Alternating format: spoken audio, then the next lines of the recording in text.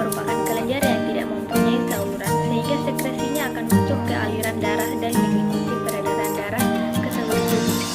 Apabila sampai pada suatu organ target, maka hormon akan merangsang terjadinya perubahan. Pada umumnya, pengaruh hormon berbeda dengan saraf. Perubahan yang dikontrol oleh hormon biasanya merupakan perubahan yang memerlukan waktu panjang. Contohnya perubahan dan pemaksaan seksual. Hormon dari bahasa Yunani yaitu hormon yang menggerakkan atau pembawa pesan kimiawi antara sel atau antara kelompok sel. Semua organel multiseluler termasuk tumbuhan yang produksi hormon. Hormon berfungsi sebagai untuk memberikan sinyal ke sel target yang selanjutnya akan melakukan suatu tindakan atau aktivitas tertentu.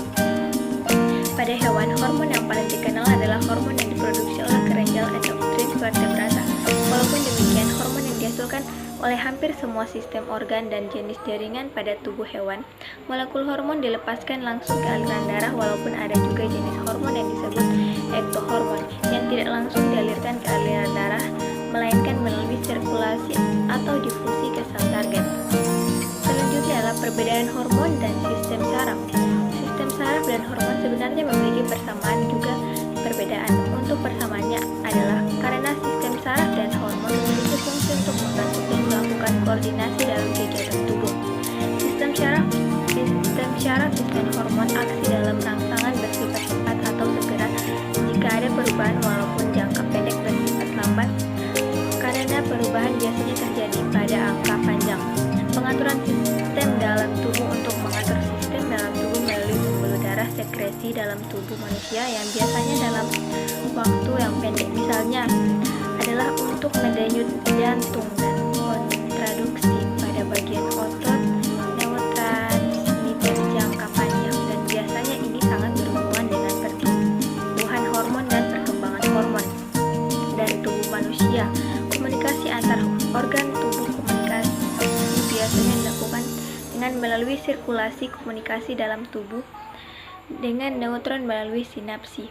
Selanjutnya adalah klasifikasi hormon berdasarkan senyawa kimia. Pembentukannya adalah golongan steroid, turunan dari kolesterol yaitu androgen, estrogen, dan adrenokortikoid.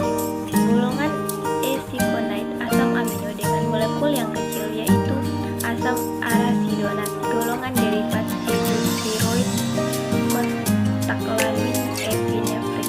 Golongan peptida dan protein yaitu insulin, glukagon, GHT, CH-opsin, dan vasopressin.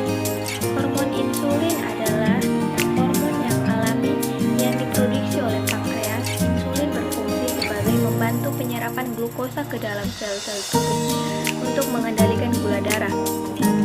Glukosa sendiri biasanya berasal dari makanan yang mengandung karbohidrat dan diubah tubuh menjadi sumber energi utama. Selanjutnya adalah fungsi insulin. Yang pertama, memerintahkan sel untuk mengambil glukosa dari darah, dan yang kedua, mengubah glikogen menjadi glukosa yang dibutuhkan tubuh, dan yang ketiga, menyimpan kelebihan glukosa sebagai lemak. Kadar insulin normal dan abnormal yaitu kadar insulin normal berada di angka kurang lebih 140 dengan pengambilan darah di pembuluh darah vena. Untuk kadar insulin abnormal berada di angka lebih dari 200 dengan pengambilan darah di pembuluh darah vena. Selanjutnya adalah cara kerja insulin. Hormon insulin memiliki cara kerja yang penting untuk Anda ketahui. Cara kerja hormon insulin di saat terjadi peningkatan glukosa adalah dengan memberi sinyal kepada organ pankreas untuk memproduksi hormon insulin. Setelah hormon insulin dihasilkan, maka selanjutnya hormon insulin akan memberikan sinyal kepada sel-sel seluruh tubuh untuk mengambil glukosa di dalam aliran darah. Ketika glukosa sudah mulai diserap masuk ke dalam sel-sel, maka kadar gula tubuh menjadi menurun dan normal kembali. Glukosa yang diserap oleh sel-sel tubuh digunakan sebagai energi, sedangkan sel-sel yang di organ hati hanya untuk menyimpan dalam bentuk glikogen yang diubah kembali saat tubuh memeriksa glukosa atau memerlukan glukosa. Baik, untuk materi yang kedua yaitu lipid. Yang pertama, klasifikasi lipid sederhana. Lipid sederhana atau simple lipid merupakan ester gugus asam lemak atau sering disebut sebagai gugus asli. Dengan molekul alkohol gliserol, lipid sederhana juga dapat dibentuk monogliserida, digliserida atau trigliserida. Trigliserida merupakan lipid yang tersimpan di dalam sitoplasma sel-sel adiposa. Asam lemak tak jenuh atau ALTJ adalah asam lemak yang memiliki satu atau lebih ikatan rangkap. Sedangkan asam lemak jenuh atau ALJ adalah asam lemak yang tidak memiliki ikatan rangkap. Selanjutnya adalah klasifikasi lipid kompleks. Lipid kompleks adalah ester gugus asam lemak dengan molekul alkohol. Lipid kompleks juga berkaitan dengan molekul yang lain, seperti asam fosfat dan senyawa nitrogen tertentu. Asam lemak tidak hanya mengalami proses esterisasi menjadi molekul lipid yang lebih kompleks, tapi juga dapat mengalami proses transformasi metabolik menjadi senyawa-senyawa baru yang disebut sebagai turunan lipid. Selanjutnya, lipid membran sel yang terdiri dari 3 kelas lipid, yaitu fosfolipid, kolesterol, dan glikolipid. Selanjutnya adalah fosfolipid adalah molekul yang terdiri dari 2 bagian, yaitu kepala dan ekor. Bagian yang memiliki muatan positif dan negatif serta bagian ekor tanpa muatan. Bagian kepala karena bermuatan positif hidrolifik atau larut dalam air, sedangkan bagian ekor bersifat hidrofobik atau tidak larut dalam air. Selanjutnya adalah kolesterol. Kolesterol banyak terdapat pada membran sel hewan atau sekitar 50% dari molekul lipid. Membran sel tumbuhan dan semua sel bakteri tidak banyak mengandung kolesterol. Kolesterol lebih sedikit dibandingkan lipida membran lainnya dan tidak terlalu bersifat amfitik. Gugus hidroksil dari kolesterol yang bersifat hidrolifik menentukan orientasi molekul ini pada membran sel. Gugus hidroksil berada pada bagian permukaan membran. Kolesterol pada membran sel berfungsi untuk mengatur fluiditas asam lemak lebih merapat dan mengkristal dengan meningkatkan suhu transisi. Selanjutnya adalah glikolipid. Glikolipid adalah molekul lipid yang mengandung karbohidrat, biasanya pula sederhana seperti galaktosa atau glukosa. Akan tetapi istilah glikolipid biasanya dipakai untuk lipid yang mengandung satuan gula tetapi tidak mengandung fosfor. Glikolipid dapat diturunkan dari gliserol atau pingosin dan sering dimakan atau gliserida atau sebagai sphingolipidia. Trigliserida dan level trigliserida dalam tubuh HDL dan LDL. Trigliserida adalah suatu jenis lemak yang banyak ditemukan di dalam darah. Trigliserida dihasilkan oleh organ hati, namun sebagian besar berasal dari makanan seperti daging, keju, susu, nasi, minyak goreng, dan mentega. Lemak dari makanan yang dikonsumsi akan pecah dan diubah menjadi energi. Setiap lemak yang tidak digunakan tubuh akan diubah menjadi trigliserida dan disimpan di sel lemak. Ketika dibutuhkan, trigliserida akan dilepaskan untuk digunakan sebagai energi. Kadar trigliserida normal adalah kurang dari 100 mg per desiliter. Batas trigliserida antara 150 sampai 200 mg per desiliter. Kadar trigliserida yang tinggi yaitu dari 200 mg per desiliter. Tingginya kadar trigliserida dikaitkan dengan peningkatan risiko aterosklerosis, penyakit arteri koroner, dan stroke. Kadar trigliserida dikatakan tinggi jika melebihi 500 mg per desiliter.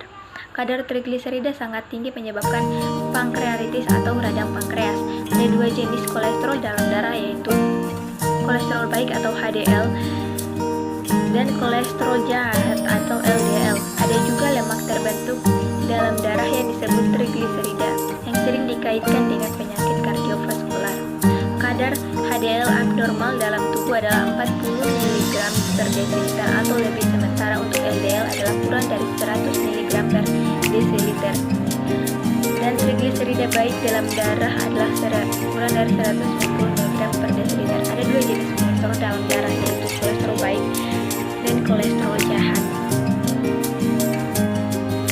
HDL atau high density lipoprotein atau kolesterol baik berfungsi untuk mencegah terjadinya ateroma atau penyempitan pembuluh darah akibat lemak. LDL atau low density lipoprotein atau kolesterol jahat merupakan salah satu penyebab utama pembentukan ateroma.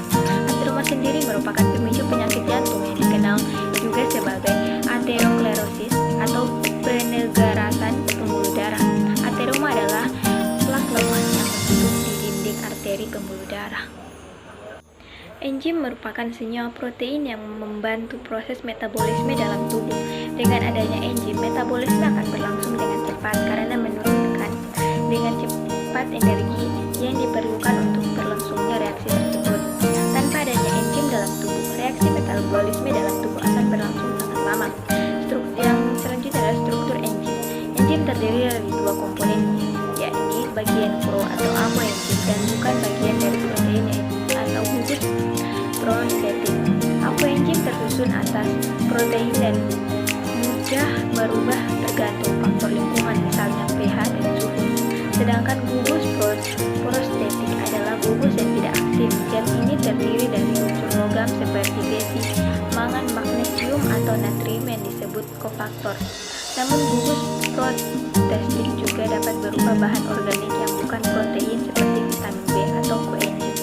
Selanjutnya adalah cara kerja enzim. Secara sederhana enzim bekerja seperti kunci dan gembok. Pasalnya, pada dalam materi enzim terdapat tempat yang aktif, yang mana substrat tertentu dapat bergabung ke dalamnya dan bekerja secara spesifik. Baik, hanya itulah materi dari saya, yaitu materi dari hormon, lipid, dan enzim.